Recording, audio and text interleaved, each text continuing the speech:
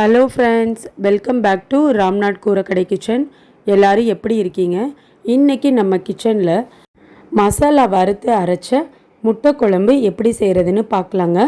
இந்த முட்டை குழம்பு சூடான சாதம், சப்பாத்தி, தோசை, இட்லி, நான் கூடலாம் வச்சு சாப்பிட்றதுக்கு ரொம்ப அட்டகாசமான ஒரு டேஸ்ட்டாக இருக்குங்க. வாங்க இந்த சுவையான முட்டை குழம்பு எப்படி செய்கிறதுன்னு நம்ம வீடியோக்குள்ளே போய் பார்க்கலாம். இன்றைக்கி நான் முட்டை குழம்பு மண் சட்டியில் தாங்க வைக்க போகிறேன். அதுக்கு கடலை எண்ணெய் 3 டேபிள் ஸ்பூன் அளவுக்கு சேர்த்துருக்கேங்க. நீங்கள் எந்த எண்ணெய்னாலும் யூஸ் பண்ணிக்கலாம். 3 கைப்பிடி அளவுக்கு மல்லி, 8 காஞ்ச மிளகாய் சேர்த்துருக்கேங்க. ஃப்ரெஷ்ஷான கருவேப்பிலை கொஞ்சம் சேர்த்துருக்கேங்க. நம்ம கருவேப்பிலை சேர்த்தி மசாலாவோட வறுத்து செய்யும்போது அதோட சுவை இன்னமுமே நல்லாயிருக்குங்க. வரமிளகாயை முதல்ல சேர்த்துக்கலாங்க.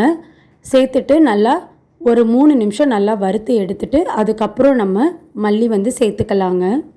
இப்போ ஒரு 3 நிமிஷம் வரமிளகாய் நல்லா வறுத்துட்டேங்க.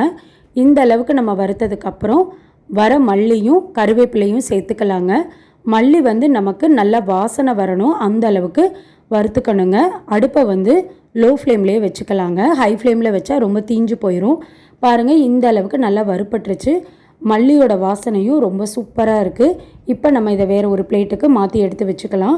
இப்போ அதே வாணலியில் கொஞ்சமாக எண்ணெய் சேர்த்துருக்கேங்க. 3 பட்டை, 5 கிராம்பு, 4 கேஷ்யூ நட்ஸ் எடுத்திருக்கேங்க. அரை டேபிள் ஸ்பூன் அளவுக்கு கசகசா, 1 டேபிள் ஸ்பூன் மிளகு, 2 டேபிள் ஸ்பூன் சீரகம், 2 டேபிள் ஸ்பூன் சோம்பு எடுத்திருக்கேங்க. நான் இன்றைக்கி 5 பேர் செய்கிற அளவுக்கான பொருள் நான் எடுத்திருக்கேங்க. இதில் நீங்கள் 2 பேருக்கு செய்கிறீங்கன்னா நான் எடுத்திருக்க அளவுகளில் இருந்து நீங்கள் கம்மியாக எடுத்துக்கலாங்க. நம்ம எடுத்திருக்க பொருட்களில் முதல்ல பட்டை, கிராம்பு, முந்திரி, மிளகு எல்லாம் சேர்த்துக்கலாங்க. ஒரு 2 நிமிஷம் மிளகு, பட்டை, கிராம்பு, முந்திரி எல்லாம் வறுத்துக்கலாங்க. கொஞ்சம் நம்மளுக்கு மணம் வரணும், மிளகு கொஞ்சம் நம்மளுக்கு வறுபடணும். இந்த அளவுக்கு வறுபட்டதுக்கப்புறம் நம்ம சோம்பு, சீரகம் 2ம் சேர்த்துக்கலாங்க. சேர்த்தாச்சுங்க. ஒரு 3லேருந்து 4 நிமிஷம் மிதமான தீயிலையே நல்லா வறுத்துக்கலாங்க. சோம்பு, சீரகம் 2மே நல்லா மணம் வரணுங்க. பாருங்கள், இந்த அளவுக்கு நல்லா வறுத்ததுக்கப்புறம் நம்ம எடுத்து வச்சுருக்க கசகசாவை சேர்த்துக்கலாங்க. கசகசாவை நம்ம முன்னாடியே சேர்த்துற வேணாங்க. நம்ம இறக்கும்போது சேர்த்தா போதும். அப்போ தான் அதோட டேஸ்ட்டும் நல்லாயிருக்கும். இல்லைன்னா சீக்கிரத்துலேயே கரிஞ்ச மாதிரி ஆயிருங்க. தீயை மிதமான சூட்லேயே வச்சுக்கலாம். இப்போது இந்த அளவுக்கு வறுப்பட்டாச்சு. இதை நம்ம வேறு ஒரு பிளேட்டில் மாற்றி எடுத்து வச்சுக்கலாங்க. பாருங்கள், வேறு ஒரு பிளேட்டுக்கு மாற்றி வச்சுட்டேன். இப்போ அதே வடைச்சட்டியில் கொஞ்சமாக எண்ணெய் சேர்த்துட்டேங்க. ஒரு 2 டேபிள் ஸ்பூன் அளவுக்கு சேர்த்துருக்கேன். 20 பல் பூண்டு எடுத்திருக்கேங்க. பூண்டு சேர்த்து முட்டை குழம்புக்கு செய்யும்போது ரொம்ப டேஸ்ட்டாக இருக்குங்க. இது சின்ன பூண்டுனால நான் இவ்வளோ சேர்த்துருக்கேன். பெரிய பல் பூண்டுனா நீங்கள் ஒரு 10 அளவுக்கு எடுத்தால் போதும். சின்ன வெங்காயம் ஒரு அரை கிலோ அளவுக்கு உரித்து வச்சுருக்கேங்க. சின்ன வெங்காயத்தில் செய்யும்போது இதோட சுவை இன்னும் நல்லாயிருக்கும். நீங்கள் பெரிய வெங்காயம்னா மீடியம் சைஸில் 3 பெரிய வெங்காயம் எடுத்துக்கலாங்க. இப்போ வெங்காயத்தை சேர்த்தாச்சுங்க. வெங்காயம் நமக்கு சீக்கிரம் வதங்கிறதுக்காக கொஞ்சமாக நான் உப்பு சேர்த்துக்கிறேங்க. உப்பு சேர்த்துட்டு வெங்காயம் நம்மளுக்கு கொஞ்சம் கண்ணாடி பதம் அளவுக்கு வரணும். வெங்காயம் இந்த அளவுக்கு நல்லா வதங்கிடணுங்க. தேங்காய் அரை மூடி அளவுக்கு எடுத்திருக்கேங்க. நமக்கு குழம்பு எந்த அளவுக்கு தேவையோ அந்த அளவுக்கு தேங்காய் எடுத்துக்கணும். நான் சின்ன சைஸ் மூடியாக அரை மூடி நான் எடுத்திருக்கேன். நீல நீல பீசஸாக கட் பண்ணி எடுத்திருக்கேங்க. நீங்கள் துருவினாலும் சேர்த்துக்கலாம். தேங்காயை நம்ம தனியாக சேர்த்து தான் அரைக்க போகிறோம். நம்ம வெங்காயத்தை கூட வதக்க போகிறது இல்லைங்க.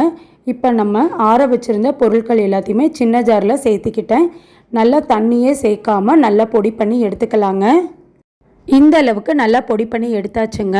இப்போ நான் மீடியம் ஜாரில் தேங்காயை சேர்த்துக்கிறேங்க. தேங்காய் சேர்த்துட்டு அது கூடவே வதக்கி வச்சுருக்க வெங்காயத்தையும் 1/4 டேபிள் ஸ்பூன் அளவுக்கு மஞ்சத்தூள் சேர்த்துக்கலாங்க. இப்போது கொஞ்சமாக தண்ணி சேர்த்து நல்லா நைஸாக அரைச்சி எடுத்துகிட்டு வந்துடலாங்க. பாருங்கள், இந்த அளவுக்கு நல்லா நைஸாக அரைச்சிருக்கணும். அரைச்சி வச்சுருக்க தேங்காய் வெங்காய பேஸ்ட்டு கூடவே நம்ம பொடி பண்ணி வச்சுருக்க வர மல்லி, வர மிளகா, பட்டை, கிராம்பு நம்ம அரைச்சி வச்சுருக்க பொடியையும் சேர்த்து கொஞ்சமாக தண்ணி சேர்த்து இந்த அளவுக்கு நல்லா நான் அரைச்சிட்டு வந்தாச்சுங்க. இப்போ முட்டை குழம்புக்கு தேவையான மசாலா எல்லாமே நம்ம அரைச்சி ரெடி பண்ணியாச்சுங்க. இனி நம்ம முட்டை குழம்பு தாளித்து விட்டுடலாம். அதுக்கு 10 முட்டை வேக வச்சு எடுத்து வச்சுருக்கேங்க. சென்டரில் லைட்டாக கீரல் போட்டு வச்சுருக்கேங்க. அப்போனா தான் முட்டையிலையுமே நல்லா நம்மளுக்கு மசாலா காரம்லாம் நல்லா இறங்குங்க. இனி நம்ம குழம்பு தாளித்து விட்டுறலாங்க. வாணலியில் 6 டேபிள் ஸ்பூன் அளவுக்கு எண்ணெய் சேர்த்துருக்கேங்க. எண்ணெய் நல்லா சூடானதுக்கப்புறம் பட்டை 2, கிராம்பு 4 எடுத்திருக்கேங்க. 1/4 டீஸ்பூன் அளவுக்கு சோம்பு, பல்லாரி வெங்காயம் 1 வெங்காயம் சின்ன சின்னதாக கட் பண்ணி சேர்த்துருக்கேங்க. ஃப்ரெஷ்ஷான கருவேப்பிலை கொஞ்சமாக சேர்த்துட்டு வெங்காயம் வதங்கிறதுக்கு கொஞ்சமாக நம்ம உப்பு சேர்த்து வதக்கிக்கலாங்க. வெங்காயம் வந்து ஒரு 3லேருந்து 4 நிமிஷம் நல்லா வதக்கிட்டேங்க.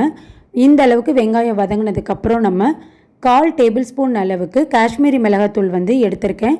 அதையும் சேர்த்துக்கலாங்க. வேறு எந்த மசாலா பொடியும் நான் சேர்க்கலை. மிளகாத்தூள் சேர்த்துட்டு நல்லா ஒரு நிமிஷம் வதக்கி விட்டுக்கலாங்க. வதக்கி அரைச்சி வச்சுருக்க மசாலா பேஸ்ட்டை வந்து சேர்த்துக்கலாங்க. இது கூடவே கொஞ்சமாக தண்ணி சேர்த்துக்கலாங்க. குழம்புக்கு தேவையான அளவு உப்பு சேர்த்துக்கலாங்க. ஒரு தடவை நல்லா கலந்து விட்டுக்கலாம். ஒரு 5 நிமிஷத்துக்கு அப்புறம் பார்க்கலாங்க. இப்போது 5 நிமிஷம் ஆயிடுச்சுங்க. ஓப்பன் பண்ணி பார்க்கலாம். குழம்பு நமக்கு நல்லா கொதிக்க ஆரம்பிச்சிருச்சு. நான் 2 முட்டை வந்து உடச்சி ஊற்றிருக்கேன். நீங்கள் இன்னும் ஒரு எக்ஸ்ட்ரா ஒரு முட்டைனாலும் சேர்த்திக்கலாம். அது உங்கள் விருப்பம்தான். முட்டை சேர்த்துட்டு உடனே நம்ம மிக்ஸ் பண்ண வேண்டாங்க. ஒரு 3 நிமிஷம் அப்படியே இருக்கட்டும். இப்போ நம்ம வேக வச்சு கட் பண்ணி வச்சுருக்க முட்டைகளை ஒவ்வொன்றா சேர்த்துக்கலாங்க. இந்த மாதிரி செய்யும்போது முட்டையில் நம்மளுக்கு உப்பு காரம் எல்லாம் நல்லா பிடிக்கும். முட்டையோட சுவையும் ரொம்ப நல்லா இருக்குங்க. இப்போ ஒரு 3 நிமிஷம் ஆயிடுச்சுங்க. இப்போ பாருங்கள், நம்ம உடச்சி ஊற்றின முட்டைகள் எல்லாமே நல்லா வெந்துருச்சு. குழம்பு வந்து சூப்பராக நமக்கு ரெடி ஆயிடுச்சுங்க. இந்த ஸ்டேஜில் குழம்புல உப்பு கரெக்டாக இருக்கான்னு செக் பண்ணிக்கோங்க. இப்போது அடுப்பை ஆஃப் பண்ணியாச்சுங்க. ஃப்ரெஷ்ஷான கொத்தமல்லி தழை தூவி இறக்கிற வேண்டியது தான். மசாலா வறுத்து அரைச்சி செஞ்சதுனால இந்த முட்டை குழம்போட வாசனையும் டேஸ்ட்டும் ரொம்ப சூப்பராக இருக்குங்க. நீங்களும் நான் சொன்ன அளவுகள் படி செஞ்சு பாருங்கள். ஒரு தடவை இதே மாதிரி நீங்கள் முட்டை குழம்பு வச்சு கொடுத்தீங்கன்னா திரும்ப இதே மாதிரி செஞ்சு கொடுக்க சொல்லுவாங்க. அந்த அளவுக்கு டேஸ்ட் வைஸ் ரொம்ப சூப்பராக இருக்குங்க. நீங்களும் முட்டை குழம்பு ரெசிப்பியை செஞ்சு பார்த்துட்டு எப்படி இருந்ததுன்னு உங்கள் கமெண்ட்ஸை எனக்கு சொல்லுங்கள். நீங்கள் இப்போ தான் நம்ம சேனலை ஃபர்ஸ்ட் டைம் பார்க்குறீங்கன்னா ராம்நாட் கூரை கடை கிச்சனை சப்ஸ்கிரைப் பண்ணிக்கோங்க. பக்கத்தில் இருக்க பெல் ஐக்கானை கிளிக் பண்ணிவிட்டு ஆல்ன்ற ஆப்ஷனை டிக் பண்ணிக்கோங்க. அப்போ தான் நான் போடுற வீடியோஸ் நோட்டிஃபிகேஷனில் உங்களுக்கு உடனுக்குடனே வரும். இந்த வீடியோ உங்களுக்கு பிடிச்சிருந்ததுன்னா லைக் பண்ணுங்கள். உங்கள் ஃப்ரெண்ட்ஸ் அண்ட் ஃபேமிலிக்கும் ஷேர் பண்ணுங்கள். இனி நான் வேறு ஒரு இன்ட்ரெஸ்டிங்கான ரெசிப்பியில் உங்களை நான் மீட் பண்ணுறேன். தேங்க்யூ ஃபார் வாட்சிங் ஃப்ரெண்ட்ஸ்.